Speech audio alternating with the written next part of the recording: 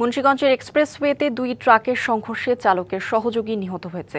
এই ঘটনায় অপর ট্রাক চালকের সহযোগী গুরুতর আহত হয়েছে। ভোর 5:30টার দিকে এক্সপ্রেসওয়ের মুন্সিগঞ্জের শ্রীনগর ফেরিঘাট এলাকায় আন্ডারপাসের ওপর এই দুর্ঘটনা ঘটে। শ্রীনগর ফায়ার সার্ভিস জানায়, এক্সপ্রেসওয়ের মাওয়ামুখী লেনের পাশে বিকল ট্রাক থামিয়ে ত্রুটি মেরামত করছিলেন চালক ও সহযোগী। এ সময় আরেকটি ট্রাক পেছন থেকে থেমে থাকা ট্রাকটিকে সজোরে ধাক্কা দেয়।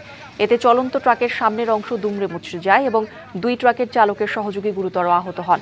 তাদের উদ্ধার করে শ্রীনগর স্বাস্থ্য কমপ্লেক্সে পাঠানো হলে সেখানে দায়িত্বরত চিকিৎসক একজনকে মৃত ঘোষণা করেন। অপর আহতকে উন্নত চিকিৎসার জন্য ঢাকা মেডিকেল কলেজ হাসপাতালে পাঠানো হয়েছে। এই ঘটনায় এক্সপ্রেসওয়ের মাওয়ামুখী লেনে বেশ কিছুক্ষণ যান চলাচল বিঘ্নিত হয়।